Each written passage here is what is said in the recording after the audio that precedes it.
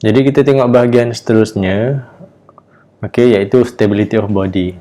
Jadi bila objek tu kita dah disekar dalam buoyant force, bila dia tenggelam dalam air, dia ada buoyant force kan. So selepas objek tu terampung, so kita nak bagi dia stable juga. Sebab tu kita kena ada satu unit untuk ukur berapa stable body tu. Okey. Jadi ada dua case untuk stability ni. Satu, dia floating. So untuk floating punya objek, contoh macam boat dengan kapal, dia punya center of gravity dia mesti lebih rendah daripada center of MC ni adalah meta center. Okay, MC adalah meta center. Okay, MC dekat sini. Dan satu lagi, objek yang completely submerged, dia sepenuhnya tenggelam macam kapal selam, center of gravity dia mesti lebih rendah daripada CB. CB ni center of buoyancy. So kita akan ambil satu case je lah nanti untuk calculation. So ni gambar rajah dia, objek ni. Ini untuk stability of submerged body, macam kapal selam. Center of gravity ni biasa dia akan ikut kat mana berat tu banyak. Okay. So kalau dalam kes ni, benda yang dilorikkan ni adalah berat kapal tu lah. Okay. So berat kapal ni kat bawah. Dalam kes ni CG lagi rendah daripada CB, submerged body, center of buoyancy. So dia akan stable kat sini. So kalau kita terbalikkan kapal selam ni, nanti dia akan balancekan balik lah. Sekarang CG duduk lagi tinggi daripada center of buoyancy. So dalam kes ni dia akan turun ke bawah untuk dapatkan keadaan yang stable. So untuk floating body, dia punya floating body kat sini, center of gravity mesti lagi rendah pada MC. Okay. CG duduk bawah MC. Saya kata CG ni jarak daripada bawah ni lah, bawah kapal ni ke atas. Dia punya jarak ni lagi rendah. So MC ni daripada bawah kapal ni ke atas. Okey, kita tengok contoh terus. Ada satu kapal ni, okey, seolah macam kapal yang bawa waste So dia punya berat dia adalah 150 kN. Okey, lepas tu center of gravity dia, CG dia adalah 0.8 meter daripada bottom. Okey, kat dalam ni ada gambar rajah dia. Okey, tak ada, kita kena lukis. So CG dia 0.8 meter daripada bawah ni. Ni ada. So kita kena tentukan dan kita kena kira meta center dia dekat atas ke tidak. Kalau dia dekat atas daripada 0.8 ni, maknanya dia stable. Okey. Kalau dia duduk bawah daripada CG, maknanya dia tak stable. So kapal ni mungkin akan terbalik. Okay, so ni data ni bagi 150 kN, CG 0.8. Determine the location of meta center. So dalam keadaan stable, so ni adalah dia punya ni condition dia. Lebar dia 2.4 meter, panjang kapal ni 6 meter. So sekarang kita kira kapal ni, kita lukis gambar kapal ni. So sekarang kita tulis location of CG. CG 0.8 meter. So sekarang objek ni dia, kapal ni 150,000 Newton dia punya weight. Dan kita tahu kalau objek tu tak bergerak, so dia punya FB dia mesti sama juga dengan berat objek tu. So kapal ni dia dah stable lah. So sekarang kita nak kira berapa tinggi level yang tenggelam ni dulu.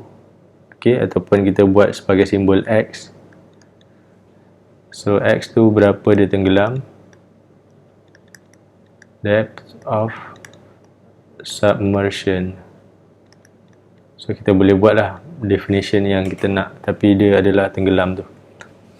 So dia punya apa ni, buoyant force dia adalah density of fluid darab gravity darab volume of object. So sama juga dengan weight. weight dia adalah 150,000. Density of fluid adalah 1000 water, 9.81. So volume ni adalah 2.4 tadi, lebar dia, kemudian darab 6, kemudian darab dengan tinggi dia. Dia macam ni.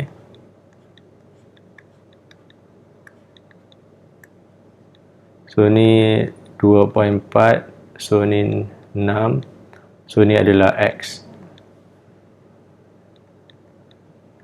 Okay, 150,000. So kita susun. So X kita dapat 1.06 meter.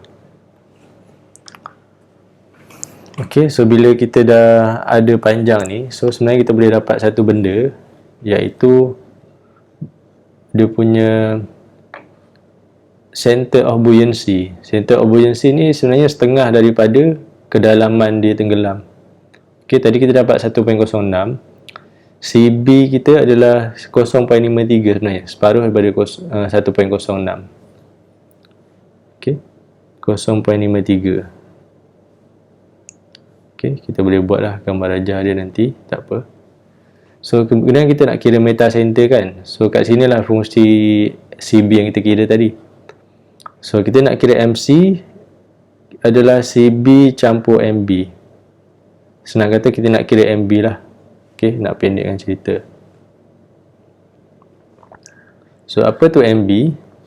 So MB kita just ambil lah rumus. Okay, dia adalah LB cos 3 bahagi dengan 12 bahagi dengan panjang, lebar darab kedalaman air tenggelam tadi. Okay, so dia adalah length length kat sini 6 darab 2.4 cos 3 bahagi dengan 12, kemudian bahagi dengan 6 darab 2.4 darab kedalaman tadi 1.06. So kita akan dapat 0.45 meter.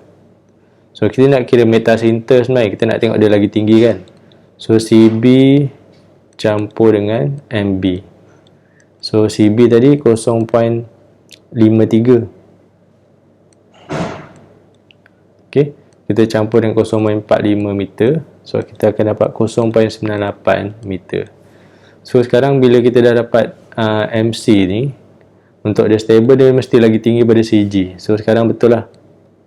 So daripada bawah ni, dia punya MC dia adalah tadi 0.98 meter. Okay, so kita tengok dia punya definition. Okay, floating body MC lebih besar daripada CG. So dalam kes ni MC lebih besar daripada CG. So apa yang lebih besar tu nilai dia 0.98 meter lebih besar daripada 0.8 meter. So dia adalah stable. Okay, kita laju sikit, kita tengok topik yang lain pula. Dalam ni kita ada fluid in rigid body motion. So fluid in rigid body motion ni adalah rigid body motion. Rigid body tu maknanya bekas yang simpan fluid ni. Dalam kes ni kita ada vertical punya direction punya acceleration. So kat sini ada lift kan. Dalam lift ni ada tangki air. So kalau lift ni bergerak ke atas, berapa dia punya pressure experience dekat bottom of the tank ni. Okay, so ni antara satu property of fluid lah.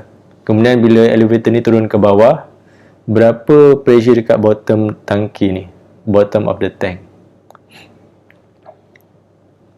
Okay, so kalau objek ni accelerate ke atas, direction of water ni memang sentiasa ke bawah untuk pressure. Pressure sama dengan rho GH. Dan okay, untuk okay, saya kena lukis gambar dia.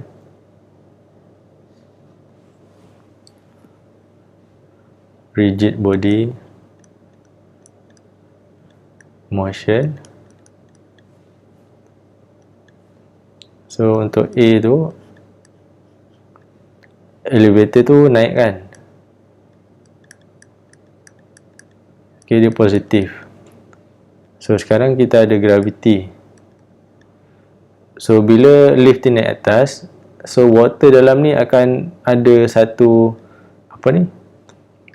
Newton third law, dia akan ada opposite force. So kita nak kira accelerate water ni, acceleration of water. Sebab ni kita akan dapat pressure of water kan. So bila dia negatif, okay, dan ditambah dengan negatif punya direction daripada gravity, sebab tu dia punya pressure tadi dia bertambah. P sama dengan rho H G campur A. So kalau tengok kenapa tambah kan. So kalau kita nak guna direction ni, kita boleh ubah lah. P sama dengan rho H negatif G campur negatif A. So sama jugalah. So kita akan dapat negatif H G campur A. So negatif kat sini nak indicate yang water ni akan experience